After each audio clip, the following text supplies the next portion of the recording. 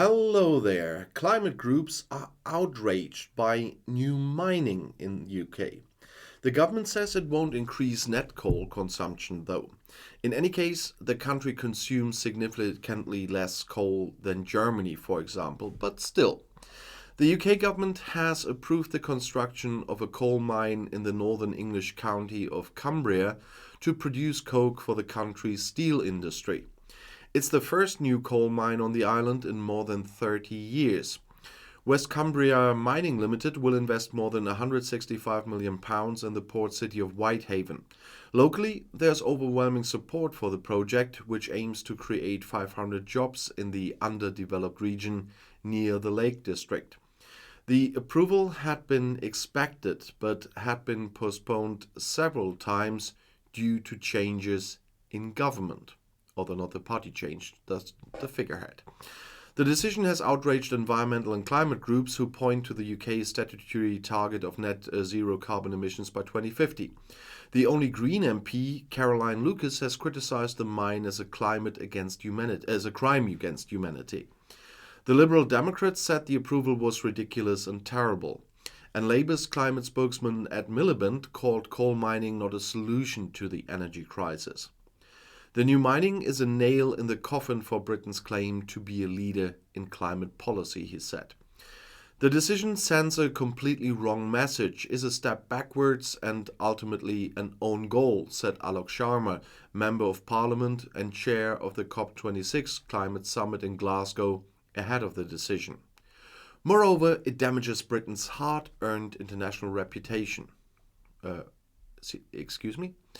The ruling party is increasingly divided on climate issues. The Net Zero Scrutiny Group, a coalition of right-wing MPs, would like to abandon national emission targets or at least significantly delay the timetable.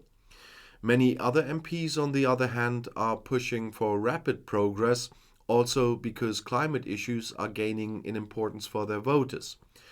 Prime Minister Rishi Sunak only made a concession to this faction the day before, when he lifted the ban on onshore wind farms that had been in effect since 2016. MPs from Northern England in particular had campaigned for the project with reference to good jobs and investments. Good news for the North and for common sense, is what Conservative Party leader Jake Berry said. Proponents of the pit have been trying to get a permit since 2014.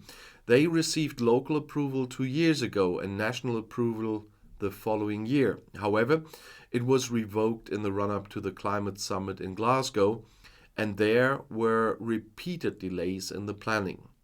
Appeals could result in another postponement still.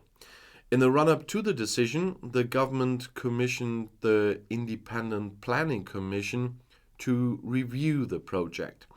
With their positive decision, the inspectors pointed out that the pit was striving for climate-neutral operation.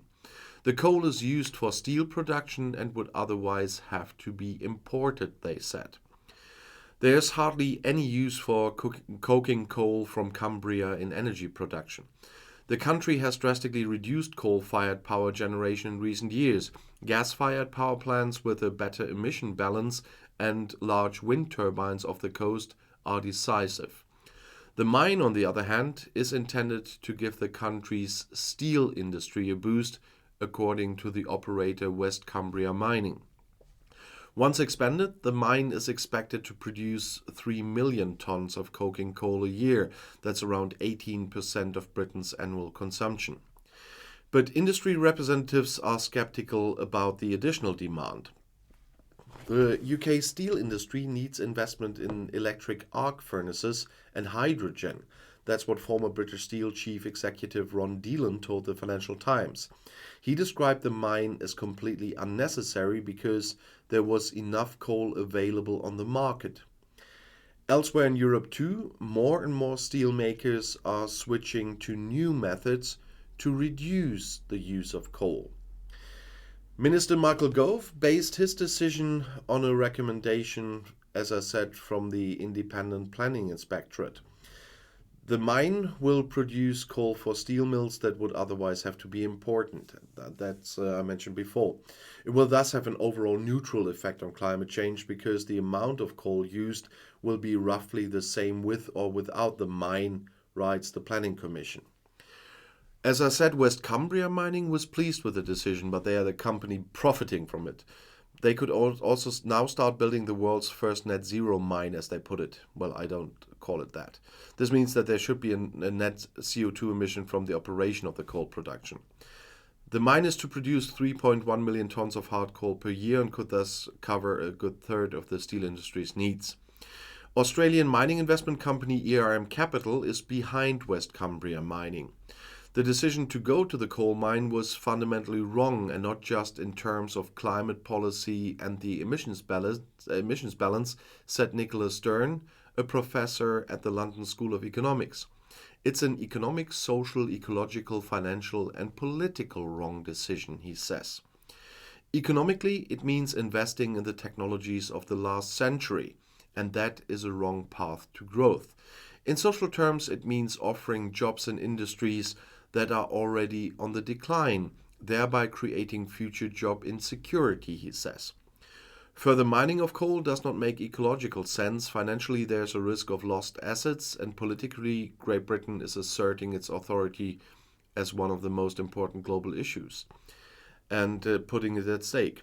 And there's also concern in business that the Sunak government is backtracking on sustainability issues.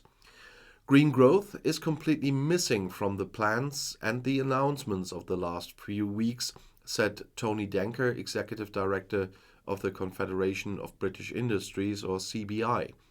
This is by far the most important growth opportunity at the moment, but the government is strangely silent about it, he said. Up until the spring, Britain was getting about 40% of the coal for the steel mills from Russia. After the attack on Ukraine, Tata Steel and British Steel stopped importing from Russia and are buying coal from America.